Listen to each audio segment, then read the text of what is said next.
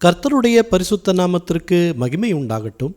இந்த நாளிலும் கர்த்தர் நமக்கு தரக்கூடிய நல்வார்த்தை சங்கீதம் 147 அதிகாரம் 14 வசனம். அவர் உன் எல்லைகளை சமாதானம் உள்ளவைகளாக்கி உசிதமான கோதுமையினால் உன்னை திருப்தியாக்குகிறார்.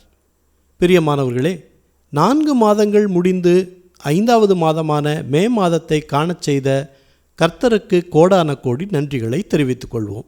இன்றைக்கும் கர்த்தர் உங்கள் எல்லைகளை சமாதானம் உண்டாகச் செய்வேன் என்று சொல்லுகிறார். நீங்கள் வசிக்கிற வீட்டில் மட்டுமல்ல, நீங்கள் போகிற இடமெல்லாம் சமாதானம் உண்டாயிருக்கும்.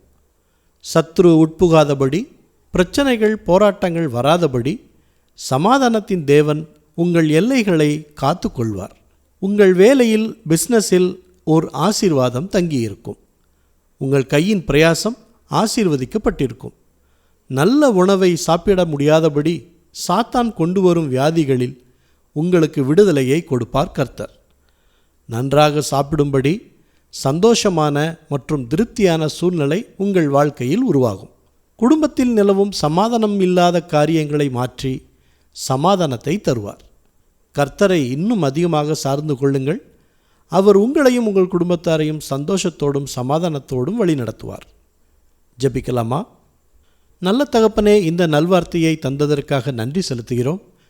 இன்றைய நாளிலும் எங்கள் குடும்பத்தில் சமாதானம் தொடர்ந்து நிலைக்கட்டும்.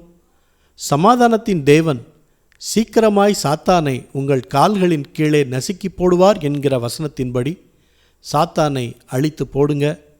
வியாதிகள் நீங்கி சுகத்தை கொடுப்பதற்காக நன்றி செலுத்துகிறோம். செரிமான பிரச்சனையால் சாப்பிட முடியாமல் தவிக்கும் மக்களுக்காக ஜெபிக்கிறோம். வயிற்று பகுதியில் அல்சர் இருப்பவர்களுக்காக ஜெபிக்கிறோம். நல்ல சுகத்தை கொடுங்க. பிஸ்னஸ் செய்கிறவர்களுக்கு நல்ல வருமானத்தை ஆசீர்வதிங்க. எல்லைகளை விரிவாக்குங்க. நஷ்டம் ஏற்படாதவாறு செய்ய ஞானத்தை கொடுங்க. வேலையில் இருப்பவர்களுக்கு நல்ல சம்பள உயர்வு, பதவி உயர்வு கிடைக்கட்டும்.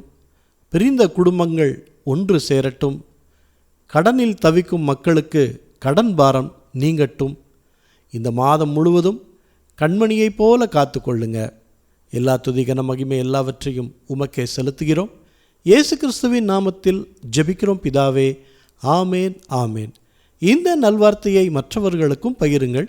அவர்களுக்கும் கர்த்தருடைய ஆசீர்வாதம் கிடைக்கட்டும். கர்த்தர் உங்களையும் உங்கள் குடும்பத்தாரையும் இந்த மாதம் முழுவதும் அளவில்லாமல் ஆசீர்வதிப்பாராக. ஆமேன்.